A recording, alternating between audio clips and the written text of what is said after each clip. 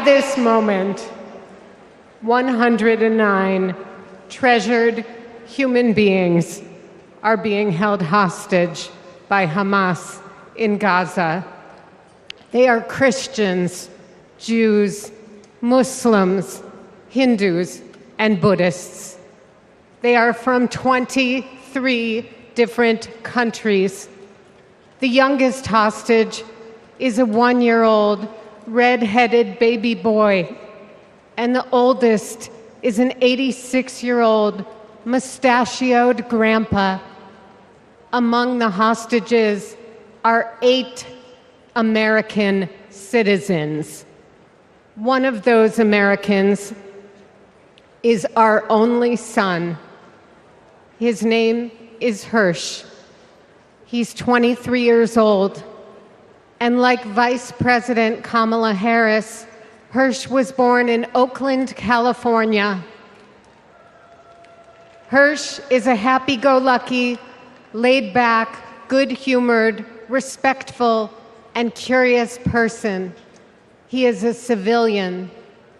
He loves soccer, is wild about music and music festivals, and he has been obsessed with geography and travel since he was a little boy. His bedroom overflows with atlases, globes, maps, and National Geographic magazines. On October 7th, Hirsch and his best friend, Honor, went to a music festival in the south of Israel. It was advertised as celebrating peace, love, and unity. They also went to celebrate Hirsch's 23rd birthday. As rockets began to fall, Hirsch, Honor, and 27 other young festival goers took refuge in a 5-foot by 8-foot bomb shelter. Terrorists began to throw grenades into the shelter. Honor stood in the doorway and repelled 7 of those grenades before the 8th one killed him. Altogether at the Nova Music Festival, 367 young music lovers were killed. This was just one of the many attacks on neighborhoods and communities in southern Israel on that terrible day. In total, 1,200 were killed, including 45 Americans. Hirsch's left forearm, his dominant arm, was blown off before he was loaded onto a pickup truck and stolen from his life and me and John into Gaza. And that was 320 days ago. Since then, we live on another planet. Anyone who is a parent or has had a parent can try to imagine the anguish and misery that John and I and all the hostage families are enduring. Now, you all know this. Trump betrays these ideals. He viciously attacks Democrats and Republicans. His put-downs know no shame. John McCain's military service, Nikki Haley's heritage, women, people with disabilities, trans people, our veterans. He is indiscriminate in his put-downs. His is the politics of smear and fear, not inspiration and elevation. Donald Trump speaks more of American carnage than American compassion. But in America, you can't lead the people if you don't love the people. All the people. On the other side of the border, the traffickers, they pack migrants into 18-wheelers like cattle, 50, 100 at a time. Then they seal the doors. That's when the 911 calls come. We hear them, desperate, terrified, gasping for air. Now, sometimes we get there in time. Sometimes, despite our best efforts, we can't. When Donald Trump comes down to Texas, stands next to officers in uniforms just like mine, he's not there to help us. Don't think that, not for a second. He is a self-serving man.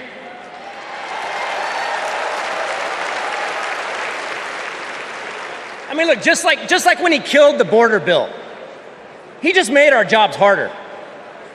Now, Kamala, on the other hand, has been fighting border crime for years. She's gone down to Mexico and worked to stop the traffickers. And when the traffickers didn't stop, she put them in jail. Now, down in my neck of the woods, we call that fooling around and finding out. I may be paraphrasing a bit. We protect them. Now, the border sheriffs that I know, right, and we're like Kamala. We protect and serve. We enforce the law. We show compassion. And we fight like hell to protect our border. Because as we've always known in Texas, cuando luchamos, ganamos. When we fight, we win. 4 years ago, I resigned from the Trump administration. As a Republican who dreamed of working in the White House, it was a hard decision. But as an American, it was the right one.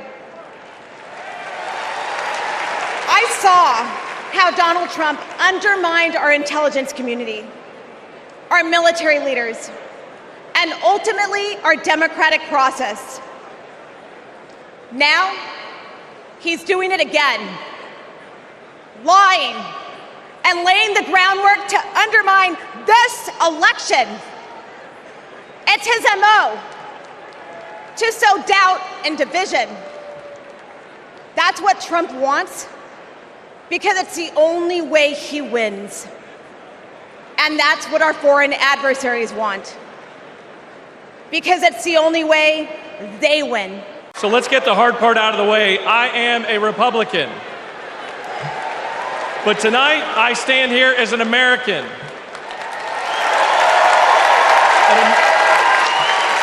An American that cares more about the future of this country than the future of Donald Trump. My journey started to this podium years ago when I realized Donald Trump was willing to lie, cheat, and steal to try to overturn the 2020 election. I realized Trump was a direct threat to democracy, and his actions disqualified him from ever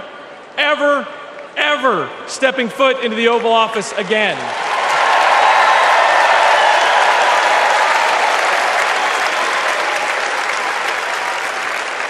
I could spend my time revving up this crowd, but I'm certain I don't have to talk anybody out of voting for Donald Trump here. So I'm going to focus my attention on the millions of Republicans and independents that are at home that are sick and tired of making excuses for Donald Trump.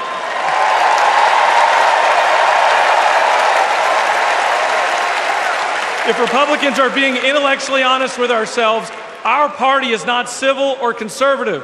It's chaotic and crazy, and the only thing left to do is dump Trump.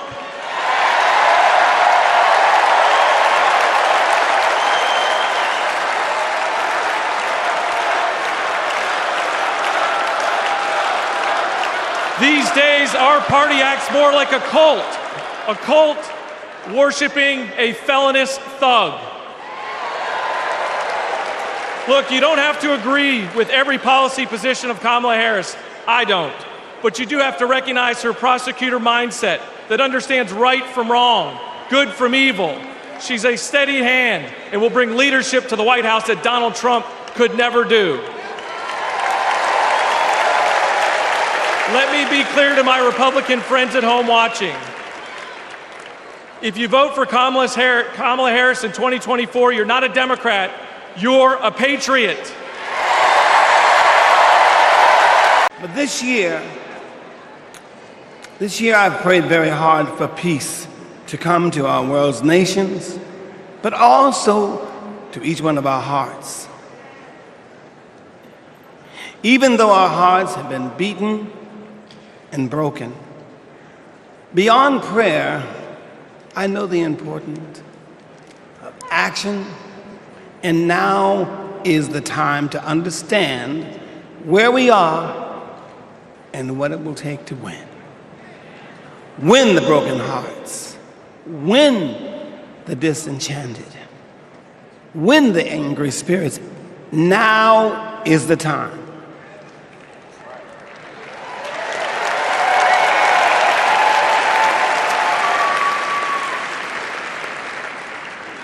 This is the moment to remember when you tell your children where you were and what you did. As we stand between history's pain and tomorrow's promises, we must choose courage over complacency.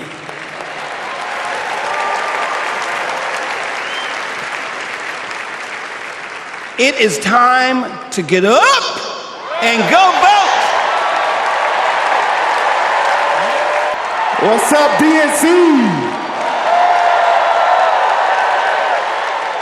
All right, y'all remember this big old book from before? When Colorado Governor Jared Polis ripped a page out of it? This is Project 2025, the Republican blueprint for a second Trump term. It is a, boo. It is a real document that you can read for yourself at kamalaharris.com/Project 2025. You ever seen a document that could kill a small animal and democracy at the same time? My name is Mindy Kaling. Thank you. For those of you who don't know me, I am an incredibly famous Gen Z actress who you might recognize from The Office. Thank you, The Mindy Project. Or as the woman who courageously outed Kamala Harris as Indian in an Instagram cooking video. Yes, you're welcome. I am so proud to be here supporting my friend.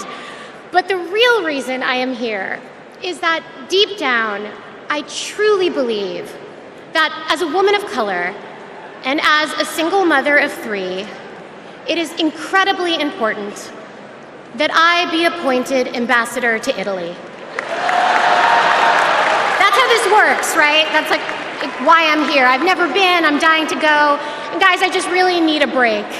I know it's not the priority tonight, but just think about it. I am actually here because I have known the Vice President for a long time, and I want to tell you a story about one of the first times I ever met her. She wasn't Madam Vice President then. She was my senator, and we were filming a video where she came to my home to cook dosas, a South Indian dish. Yes, it's not every day that a senator comes over, and I was pretty nervous. But when she arrived, we immediately hit it off. We talked about the love we have for our moms, who had both passed away from cancer. Both of our mothers were immigrants from India who came to America and committed their lives to serving others. My mother, Swati, became an OBGYN. Thank you. Kamala's mother, Shaimala, became a scientist with a PhD who dedicated her life to trying to find a cure for cancer. And after speaking to Kamala, it was clear to me that Shaimala had passed down the same optimism and fearlessness to her daughter. It's a high honor and a distinct privilege as a Brooklynite, New Yorker, and as an American to stand before you today and unequivocally express my support for Kamala Harris and Tim Walz to be the next President and Vice President of the United States of America.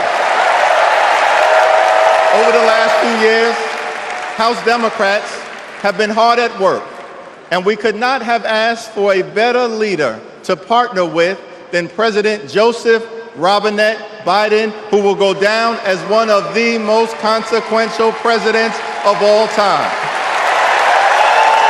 Last month, President Biden selflessly passed the torch to Vice President Kamala Harris, who is ready, willing, and able to fight for the people. After the last 2 days, aren't you proud to be a Democrat? And I am very grateful to the Republicans and independents that have joined us, have been up here on the stage, and I hope they feel better about it now. Because I've seen all these things that even I have to be reminded of from time to time when I get my spirits down. I love seeing the Obamas here. I love seeing President Biden. And I thought Hillary gave a great speech, too. And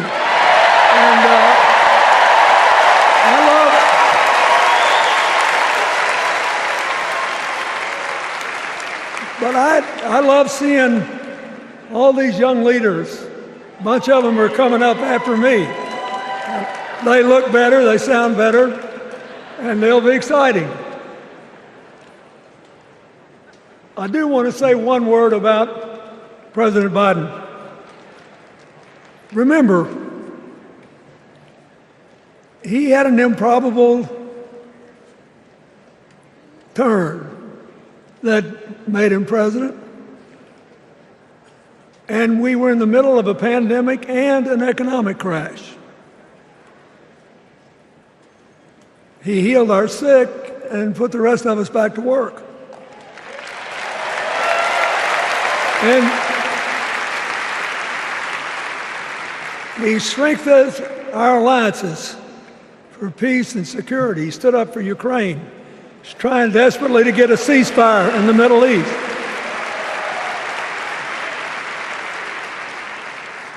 And then he did something that's really hard for a politician to do. He voluntarily gave up political power.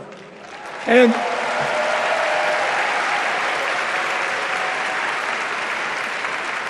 George Washington knew that, and he did it. And he set the standard for us serving 2 terms before it was mandatory. It helped his legacy. And it will enhance Joe Biden's legacy. And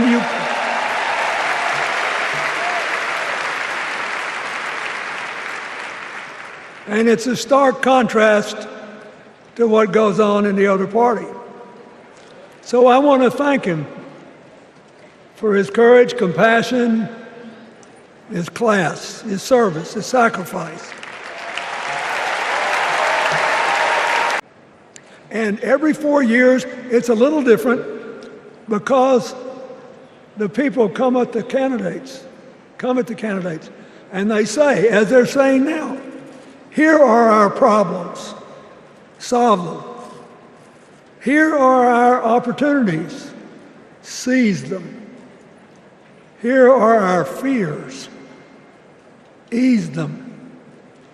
Here are our dreams, help them come true.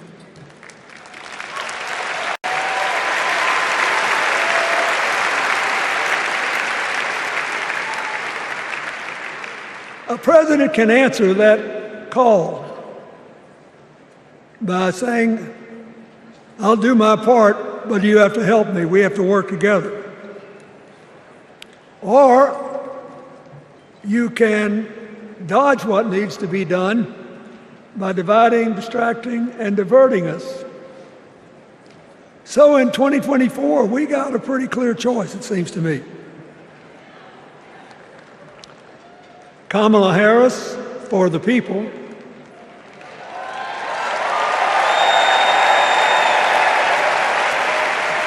and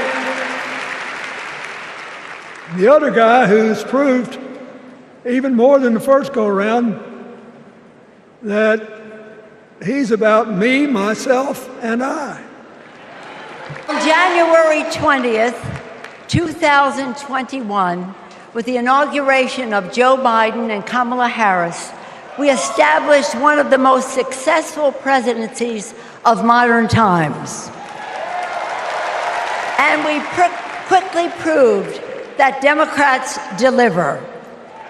Millions of jobs, stronger infrastructure and rural broadband, a Biden child tax credit, rescuing human pensions, honoring our veterans, bold climate action, lowering the cost of prescription drugs, all thanks to President Biden's patriotic vision of a fairer America, doing so with liberty and justice for all.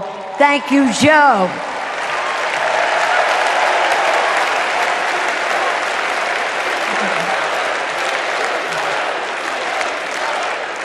And I know that Vice President Harris is ready to take us to new heights.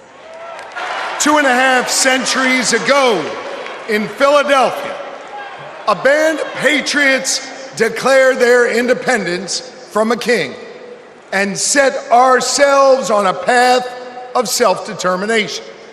Generation after generation has embraced that responsibility. Ordinary Americans rising up, demanding more, seeking justice. And in every chapter of our American story, we've made progress and advanced the cause of freedom. Today we find ourselves writing that next chapter. Will we be a nation defined by chaos and extremism? Or will we choose a path of decency, honor, and continued progress? Kamala Harris, well, she has spent her entire career making progress. Donald Trump, a man with no guardrails, wants to take away our rights and our freedoms. And listen, while he cloaks himself in the blanket of freedom, what he's offering isn't freedom at all. Because hear me on this, it's not freedom to tell our children what books they're allowed to read. No, it's not. And it's not freedom to tell women what they can do with their bodies. And hear me on this, it sure as hell isn't freedom to say you can go vote, but he gets to pick the winner. That's not freedom.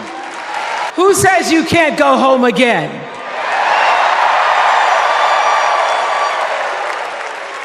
After watching the Obamas last night, that was some epic fire, wasn't it? Some epic fire. We're now so fired up, we can't wait to leave here and do something.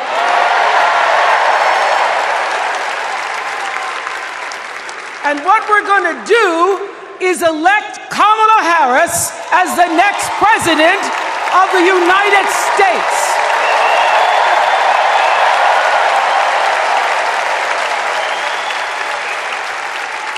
I am so honored to have been asked to speak on tonight's theme about what matters most to me, to you, and all of us Americans: freedom. There are people who want you to see our country as a nation of us against them, people who want to scare you, who want to rule you, people who'd have you believe that books are dangerous and assault rifles are safe, that there's a right way to worship and a wrong way to love, people who seek first to divide and then to conquer. But here's the thing. When we stand together, it is impossible to conquer us.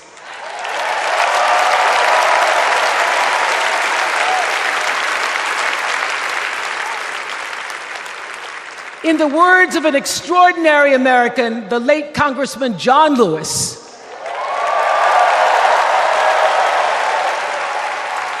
he said, no matter what ship our ancestors arrived on, we are all in the same boat now. Congressman Lewis knew very well how far this country has come, because he was one of the brilliant Americans who helped to get us where we are. But he also knew that the work is not done. The work will never be done because freedom isn't free. America is an ongoing project. It requires commitment. It requires being open to the hard work and the heart work of democracy. And every now and then, it requires standing up to life's bullies.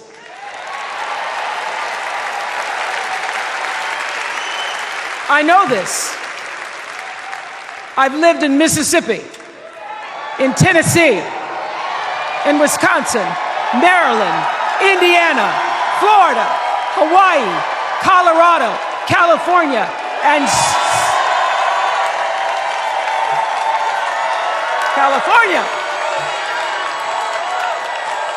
sweet home Chicago, Illinois.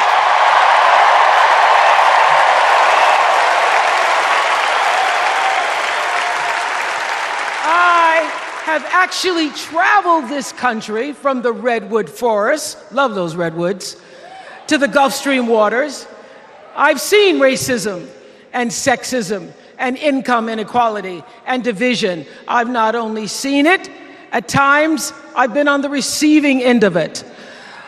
But more often than not, what I've witnessed and experienced are human beings, both conservative and liberal, who may not agree with each other, but who'd still help you in a heartbeat if you were in trouble.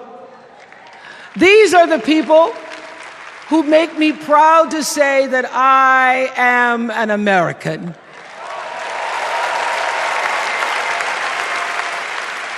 They are the best of America. And despite what some would have you think,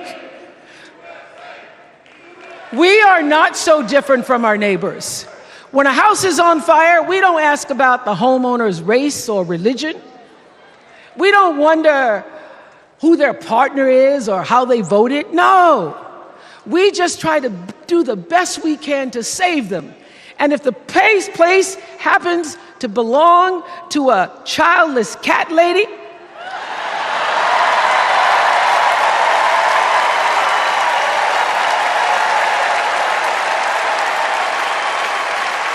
well, we try to get that cat out too. I want to talk now about somebody who's not with us tonight. Tessie Prevost Williams was born in New Orleans not long after the Supreme Court ruled that segregated public schools were unconstitutional. That was in 1954, same year I was born. But I didn't have to head to first grade at the all-white McDonough 19 school with a U.S. Marshal by my side like Tessie did. And when I got to school, the building wasn't empty like it was for Tessie. You see, rather than allowing McDonough to be integrated, parents pulled their kids out of the school, leaving only Tessie and two other little black girls, Gail Etienne and Leona Tate, to sit in a classroom with the windows papered over to block snipers from attacking their 6-year-old bodies. Tessie passed away 6 weeks ago. And I tell this story to honor her tonight because she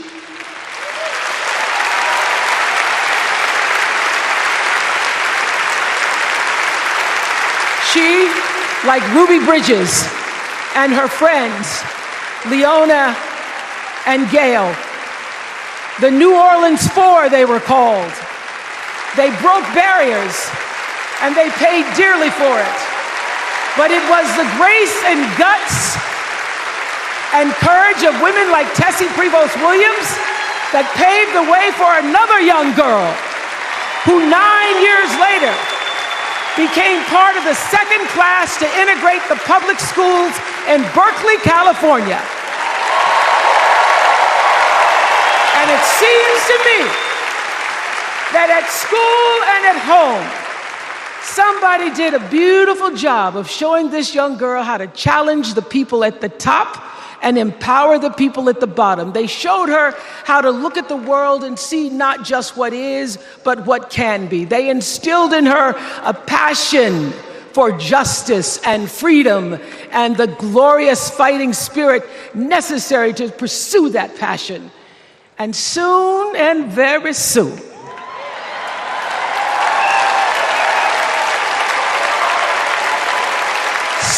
very soon, we're going to be teaching our daughters and sons about how this child of an Indian mother and a Jamaican father, two idealistic, energetic immigrants,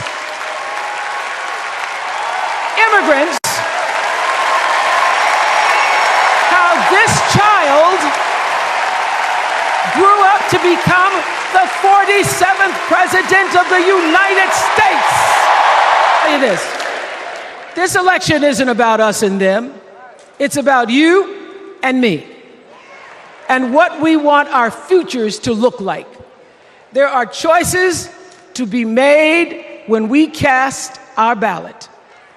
Now, there's a certain candidate that says if we just go to the polls this one time, that we'll never have to do it again. Well, you know what? You're looking at a registered independent who's proud to vote again and again and again because I'm an American and that's what Americans do. Voting is the best of America. And I have always, since I was eligible to vote, I've always voted my values. And that is what is needed in this election now more than ever. So I'm calling on all you independents and all you undecideds.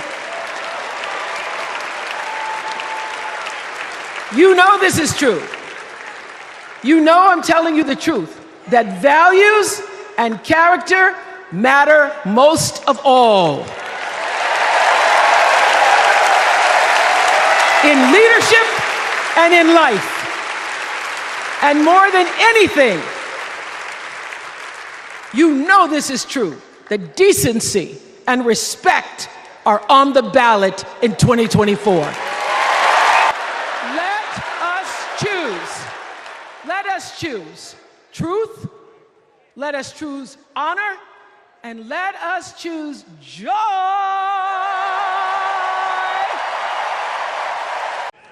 And I know our history isn't perfect. The unevenness of the American journey has made some skeptical. But I'm not asking you to give up your skepticism. I just want that skepticism to be your companion and not your captor. And I'm asking that you join us in the work. Because making America great doesn't mean telling people you're not wanted. And loving your country does not mean lying about its history.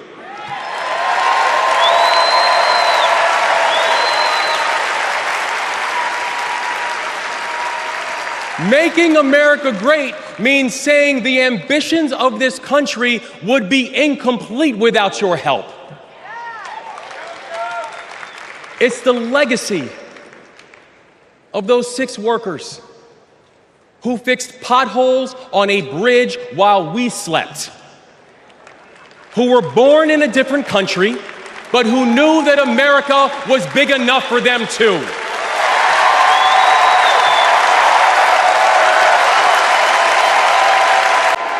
Here's a sentence I never thought I'd hear myself saying.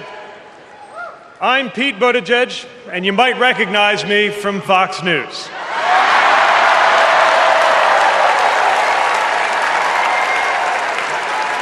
I believe in going anywhere, in service of a good cause, and friends, we gather in a very good cause, electing Kamala Harris and Tim Walz, the next president and vice president of the United States.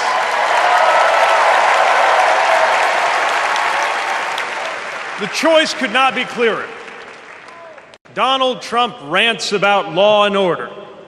as if he wasn't a convicted criminal running against a prosecutor.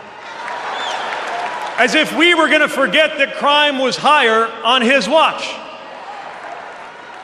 Talks about the forgotten man, hoping we'll forget that the only economic promise that he actually kept was to cut taxes for the rich. And don't even get me started on his new running mate.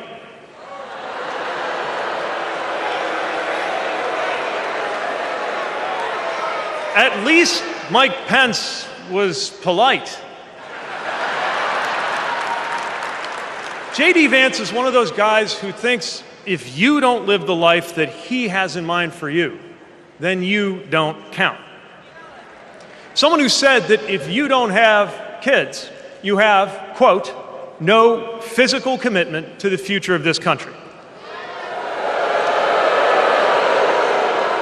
You know, Senator, when I deployed to Afghanistan, I didn't have kids then. Many of the men and women who went outside the wire with me didn't have kids either. But let me tell you, our commitment to the future of this country was pretty damn physical. On behalf of the great state of Minnesota, where purple reigns, I stand before you in support of our next Vice President, Tim Walz.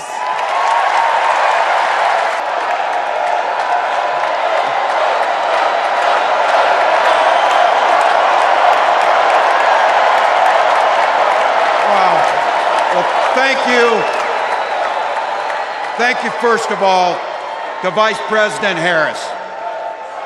Thanks for putting your trust in me and for inviting me to be part of this incredible campaign. And a thank you to President Joe Biden for 4 years of strong, historic leadership.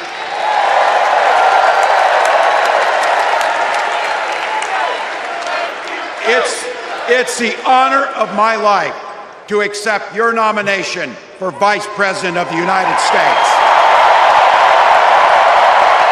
Now, I grew up in Butte, Nebraska, a town of 400 people. I had 24 kids in my high school class, and none of them went to Yale.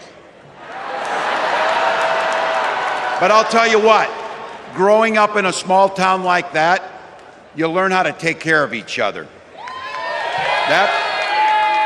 That family down the road, they may not think like you do. They may not pray like you do. They may not love like you do, but they're your neighbors. And you look out for them, and they look out for you. Everybody belongs, and everybody has a responsibility to contribute. For me, it was serving in the Army National Guard. I joined up 2 days after my 17th birthday, and I proudly wore our nation's uniform for 24 years. My dad, a Korean War era Army veteran, died of lung cancer a couple years later. He left behind a mountain of medical debt. Thank God for Social Security survivor benefits. And thank God for the GI Bill that allowed my dad and me to go to college, and millions of other Americans. Eventually, like the rest of my family, I fell in love with teaching. Three out of 4 of us married teachers. I wound up teaching social studies and coaching football at Mankato West High School. Go Scarlets! We ran a 44 defense. We played through to the whistle on every single play, and we even won a state championship. Never closed the yearbook, people.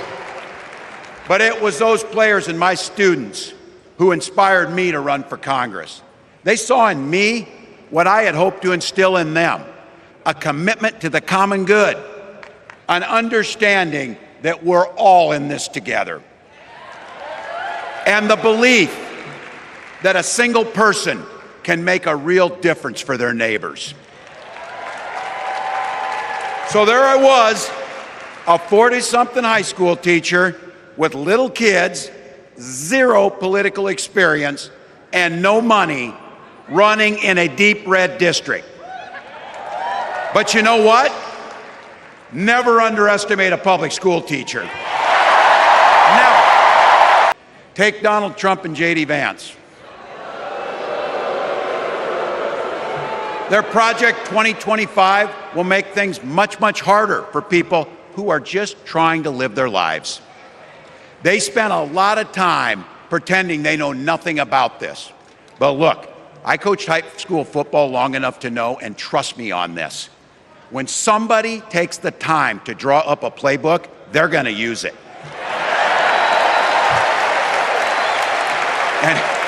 And we know if these guys get back in the White House, they'll start jacking up the costs on the middle class, they'll repeal the Affordable Care Act, they'll gut Social Security and Medicare,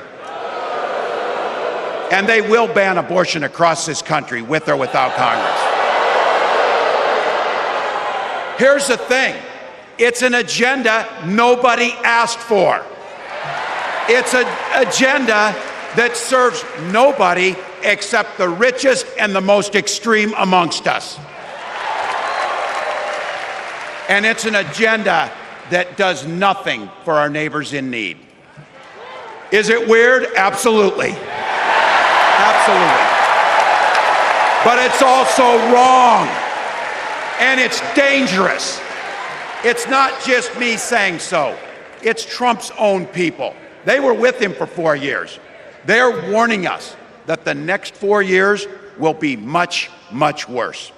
You know, when I was teaching every year, we'd elect a student body president. And you know what? Those teenagers could teach Donald Trump a hell of a lot about what a leader is. Leaders don't spend all day insulting people and blaming others. Leaders do the work. So I don't know about you, I'm ready to turn the page on these guys. So go ahead, say it with me.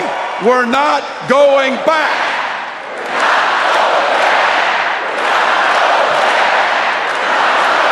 We've got something better to offer the American people. It starts with our candidate, Kamala Harris. From her first day as a prosecutor, as a district attorney, as an attorney general, as a United States senator, and then our vice president, she's fought on the side of the American people. She's taken on the predators and fraudsters. She's taken down the transnational gangs, and she stood up to powerful corporate interests. She has never hesitated to reach across that aisle if it meant improving your lives. And she's always done it with energy, with passion, and with joy. Folks, we've got a chance to make Kamala Harris the next president of the United States.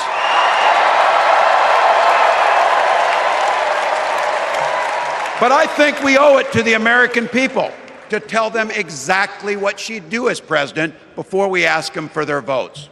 So here, this is the part, clip and save it and send it to your undecided relatives so they know. If you're a middle-class family or a family trying to get into the middle class, Kamala Harris is going to cut your taxes. If you're getting squeezed by prescription drug prices, Kamala Harris is going to take on Big Pharma. If you're hoping to buy a home, Kamala Harris is going to help make it more affordable. And no matter who you are, Kamala Harris is going to stand up and fight for your freedom to live the life that you want to lead. Because that's what we want for ourselves, and it's what we want for our neighbors. You know, you might not know it, but I haven't given a lot of big speeches like this. but I have given a lot of pep talks. So let me finish with this, team. It's the fourth quarter. We're down a field goal, but we're on offense and we've got the ball. We're driving down the field. And boy, do we have the right team. Kamala Harris is tough. Kamala Harris is experienced, and Kamala Harris is ready. Our job for everyone watching is to get in the trenches and do the blocking and tackling. 1 inch at a time, 1 yard at a time, 1 phone call at a time, 1 door knock at a time, 1 $5 donation at a time.